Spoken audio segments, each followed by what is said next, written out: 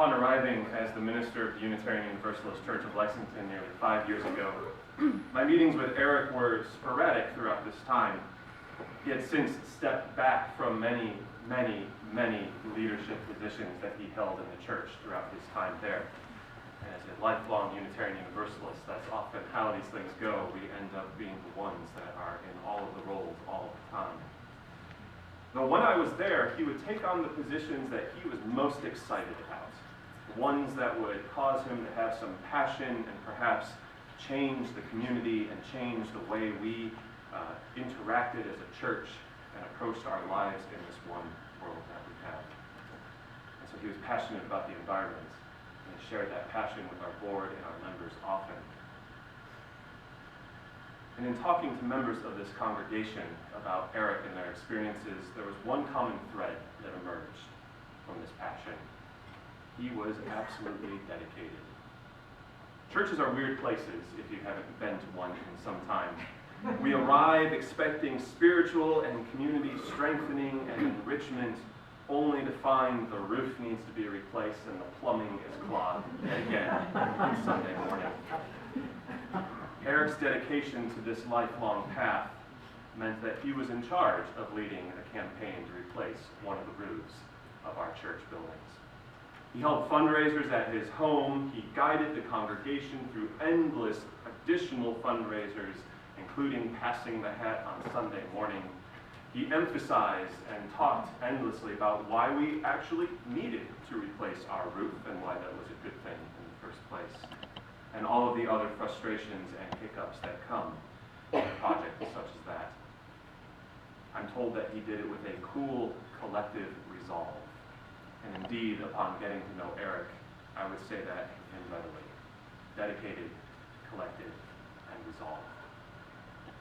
There are many days that I wish every church had an engineer like Eric among their leaders.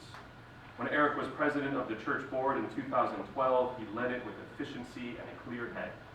He also threw in his humor. For what good is a church or any leadership if you don't have at least some sense of humor? And he also shared his brilliance freely. His concern for the environment was clear, and he shared this passion of plans, working with our leadership to help our church try to get a geothermal project on our grounds and our campus. The first time I did meet Eric, he was presenting a very detailed and clear plan of how we could accomplish geothermal energy on our entire 7 acres. The amount of work and concern, the endless meetings, all of the board questions that he answered and fielded were evident in everything that he shared. He had a lasting impact on our community, and that we have heightened awareness of our environment. And I like to think it's because of people like Eric and their commitment to our environment and the crisis that we are facing. He was a big picture thinker while balancing the attention to detail. He also wasn't interested in quick fixes, which any board of directors can easily fall into pursuing. For those of you that haven't been on a board, I would just call you to remember your last faculty meeting and the quick fixes you discussed around the parking situation here at UK. Eric had a vision and a way to guide our community into it. But his time within our church community was not just leadership. It was one of forming close bonds of friendship as well. He was singing in the choir. He offered the gift of music by playing brass during some services, which people just described as simply beautiful. And many remember him as a very private person. And yet others still came to know that behind that sense of privacy was a warm and caring person that opened up to those near and dear to him. He was an invaluable member, and he will be missed.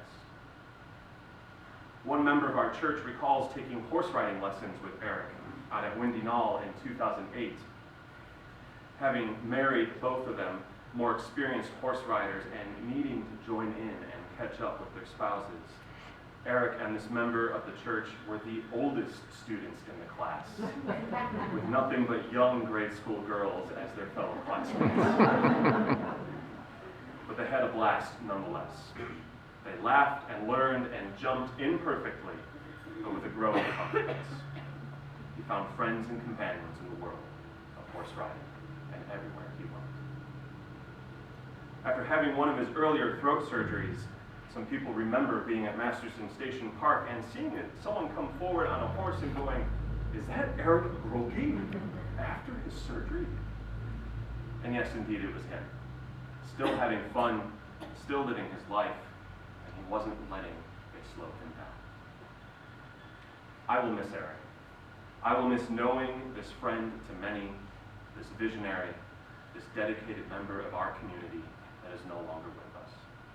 I will miss the times that we talked, even if it was mostly church business and church memories. A church community, and really any community, is built upon the dedication and love of those who've come before us. I know his impact will be lasting at the Unitarian Universalist Church of Lexington, just as it will be in his family, among his colleagues, and to all who loved him. He will be missed, Eric Rowan. He will be missed. And so now, in the spirit of Eric being a lifelong Unitarian Universalist, I'm going to invite you to join in singing a hymn that is on a little insert there, Spirit of Life. It's a well-known hymn by Unitarian Universalists worldwide. We'll have some singers sing it through once, and then you can join in the second time.